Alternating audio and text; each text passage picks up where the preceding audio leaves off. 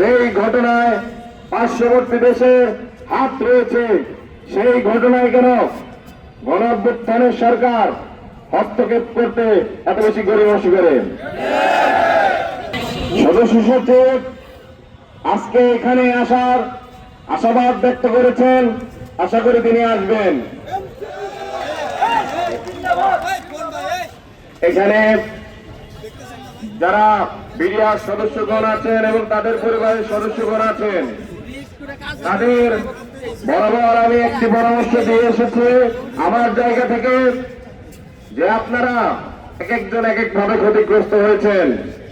কেউ চাকরিচ্যুত হয়েছেন, কেউ এখনো জেলে আছেন, কেউ জেলবন্দী ছিলেন এখন মুক্ত হয়েছেন, কেউ হয়তো ফাঁসির আসামি হিসেবে আছে, কিংবা অন্যান্য ভাবে তারা সাজা প্রাপ্ত হয়েছে।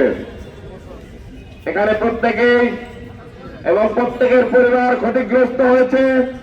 যেই ঘটনা পরিপূর্ণভাবে ষড়যন্ত্রমূলক, যেই ঘটনায় পার্শ্ববর্তী দেশে হাত রয়েছে, সেই ঘটনায় কেন গণঅভ্যুত্থানের সরকার হস্তক্ষেপ করতে এত বেশি গড়িমসি করে?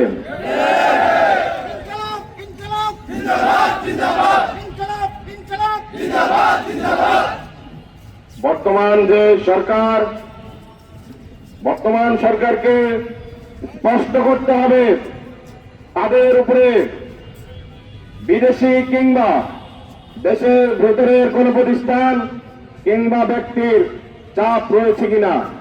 সব মশার বিরুদ্ধে সুরক্ষা দিতে এলো বসুন্ধরা এক্সট্রিম অ্যারোসল। মশার বিরুদ্ধে এক্সট্রিম সুরক্ষা। তারা কেন এই ঘটনার স্বাধীন তদন্ত করতে, এই ঘটনার প্রেক্ষিতে ব্যবস্থা নিতে এত গড়িমসি করছে? সম্পূর্ণভাবে এই পিলখানা হত্যাকাণ্ডের ঘটনায় যে তদন্ত কমিশন রয়েছে, তাদের যে স্বাধীনভাবে কাজ করার সুযোগ, সেটি আমরা দেখতে পাচ্ছি দেওয়া হচ্ছে না। বিভিন্ন সময়ে বলা হচ্ছে যে 6 মাসের মধ্যে তারা তদন্ত প্রতিবেদন দেবে। প্রায় 6 মাস হতে চলল। এই স্বাধীন তদন্ত কমিশনের অগ্রগতি কতদূর, তাদের কাজ কতদূর এগিয়েছে কেউ জানে না।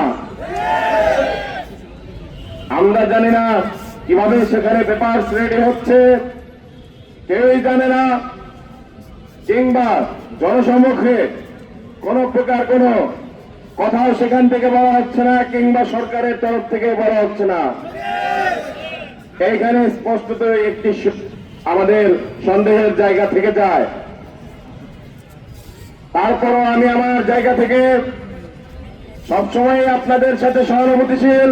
আমি বলবো, এইখানে যারা এসেছেন ঢাকার বাইরে থেকে, হয়তো অনেকের এখানে আসার সামর্থ্য নেই, তারপরও ধার কর্জ করে এখানে এসেছেন। আপনাদের যে আবেদন, সেই আবেদনের সাথে আমি বলেছি সবসময় আমি থাকবো, যেমনটি পূর্বে ছিলাম। আমি আপনাদের সন্তানের মতো, আমি আপনাদেরই সন্তান, আমি আপনাদের কোনোদিন ছেড়ে যাব না ইনশাআল্লাহ।